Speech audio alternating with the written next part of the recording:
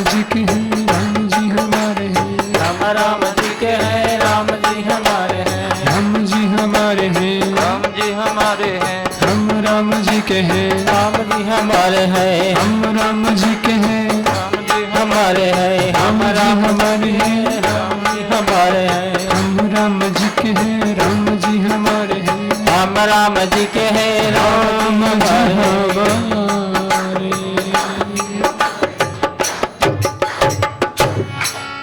तो भगवान को अपना सर्वस्व सौंप करके देखिएगा।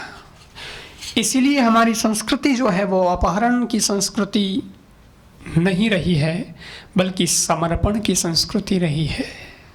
यहाँ तो समर्पण करो भगवान को, सब भगवान ठीक करेगा। पांडवों ने अपने आप को सौंप दिया कृष्ण को, इसलिए अर्जुन ने कहा मुझे क्या चिंता है, मैं आपको सौंप चुका। भगवान ने कहा लेकिन ये जगह सुरक्षित नहीं है, हमें अन्यत्र चलना है। पांचों पांडवों को भगवान ने उठाया, उस शिविर को छोड़ा दिया, दूसरी जगह ले गए। 5 पांडव चले गए, लेकिन 5 पांडवों के 5 पुत्र वहीं सोते रह गए। और रात का समय अश्वत्थामा तलवार लेकर आया, शिविर में 5 जन सो रहे हैं, उसको नहीं पता कि कौन है, अंधेरा था, रात्रि थी ना, लेकिन 5 जने सो रहे हैं। उन्हीं को पांडव समझा, 5 के मस्तकों को काट दिया। मस्तक लेकर के गया प्रमाण के लिए कि दुर्योधन पूछेगा कि पांडव मर गए, उसका सबूत तो ये मस्तक बता दूंगा 5। वो मस्तक लेके गया, दुर्योधन को जाके बोल दिया। दुर्योधन को विश्वास नहीं, क्या प्रमाण है? बोले ये देखो, मस्तक रख दिए सामने 5। फिर भी विश्वास नहीं हुआ दुर्योधन को। तब उसने एक लाइन से रखकर मस्तकों को दबाया तो 5 ही मस्तक विदीर्ण हो गए, पिसीज गए। दुर्योधन बोला नहीं मित्र, ये मस्तक 5 पांडवों के नहीं है, ये मस्तक 5 पांडवों के 5 पुत्रों के हैं। तूने ये क्या किया? उन्हीं को मार दिया, मतलब मेरा वंश खत्म कर दिया। पांडव और कौरव तो कोई अलग नहीं है, सबका कुरुवंश है। पांडु के पुत्र हैं इसलिए पांडव कहलाते हैं, बाकी तो ये भी कौरव ही है। लेकिन दुर्योधन ने देखा है पांडवों से विरोध था वो ठीक है, लेकिन 5 पुत्र ये मेरे वंश को आगे बढ़ाने वाले थे, इनको मार दिया तो मेरा तो वंश ही खत्म हो गया। अब तो अश्वत्थामा को भी अपनी गलती पर एहसास हुआ, लेकिन जिस माँ के 5 पुत्र मारे को, इस माँ की क्या हालत होगी। द्रौपदी फूट फूट करके रोती है कि मेरे बच्चों का क्या अपराध था, किसने मेरे बच्चों को मार दिया। सोते हुए पुत्रों को युद्ध मैदान में, रणांगण में, रणभूमि में युद्ध करते करते मेरे पुत्र मर जाते तो मुझे इतना दुख नहीं होता, लेकिन सोते हुए बालकों को मारने वाला बाल हत्यारा आतताई कौन है? अर्जुन ने प्रतिज्ञा की, चिंता न करो देवी, जो भी है मैं उसका माथा काट के लाऊंगा, उसके मस्तक पर बैठकर तुम स्नान करना। अर्जुन प्रतिज्ञा करता है, कृष्ण रथ तैयार करते हैं, जाते हैं अर्जुन और कृष्ण भगवान रथ में बैठ करके। पता चला है अश्वत्थामा का ये सब काम है। अश्वत्थामा का पीछा किया, आगे रथ पर अश्वत्थामा, पीछे रथ पर अर्जुन। अश्वत्थामा को अर्जुन पकड़ने वाला था, तब अश्वत्थामा पैदल दौड़ने लगा, अर्जुन भी पैदल दौड़ने लगा। तब अश्वत्थामा ने अर्जुन से बचने के लिए अर्जुन पर ब्रह्मास्त्र छोड़ा, अर्जुन के शरीर में जलन होने लगी। दौड़ता हुआ अर्जुन आया कृष्ण भगवान के पास, भगवान मुझे बचाइए। क्या बात है? कृष्ण कृष्ण महाबाहो भक्तानाम अभयंकर, त्वमेको दह्यमानानाम अपवर्गोऽसि संश्रितः। मुझे कौन सा शस्त्र जला रहा है भगवान, आप बताएं, क्या बात है? भगवान बोले अर्जुन डरना नहीं। कांटे को जिस प्रकार कांटे से निकालते हैं, लोहे को लोहे से काटते हैं, गर्मी को गर्मी से शांत करते हैं, वैसे ब्रह्मास्त्र को ब्रह्मास्त्र से ही शांत किया जाता है। ये ब्रह्मास्त्र है, घबराने की बात नहीं है। तुम मंत्र पढ़कर अपना ब्रह्मास्त्र छोड़ो, शांत कर दो। अर्जुन ने मंत्र पढ़कर ब्रह्मास्त्र छोड़ा, दोनों ब्रह्मास्त्र आपस में आकाश में टकराए, भयंकर गर्जना हुई, दशों दिशाएं गूंजने लगी, पृथ्वी कांपने लगी, सागर हिलोने लेने लगा कि पृथ्वी प्रलय हो जाएगा, लेकिन दोनों ब्रह्मास्त्र आपस में कड़कड़ा के शांत हो गए। अर्जुन ने अश्वत्थामा को पकड़ा, म्यान में से तलवार निकाली, गर्दन पर तलवार रख दी और काटने की देरी है, मस्तक तलवार चलाने की देर है। तब तक अर्जुन को याद आया ये मेरा गुरुपुत्र है, मैं इसको नहीं मारूंगा। द्रोणाचार्य जी मेरे गुरु हैं और उन्हीं का बेटा ये है अश्वत्थामा, और मेरे गुरु के मेरे ऊपर बड़े उपकार हैं। जो विद्या अपने पुत्र को नहीं सिखाई वो मुझे सिखाई। अश्वत्थामा को ब्रह्मास्त्र छोड़ना तो आता है लेकिन खींचना नहीं आता, लेकिन मुझे दोनों सिखाया है। छोड़ना भी आता है, खींचना भी आता है। बहुत गुरु के उपकार हैं मेरे ऊपर, और मैं गुरुपुत्र को मार दूं? नहीं। तलवार वापस म्यान में डाल दी। भगवान कृष्ण परीक्षा के मिजाज में बोले अर्जुन क्या बात है, ये क्या कर रहे हो तुम? तलवार म्यान में डाल दी, काट दो मस्तक, प्रतिज्ञा करो पूरी, ले जाओ और द्रौपदी को इसके मस्तक पर बैठकर स्नान कराओ। लेकिन भगवान तो परीक्षा ले रहे थे, और क्या परीक्षा ले रहे थे? परीक्षा ये ले रहे थे कि अर्जुन आवेश में विवेक को खो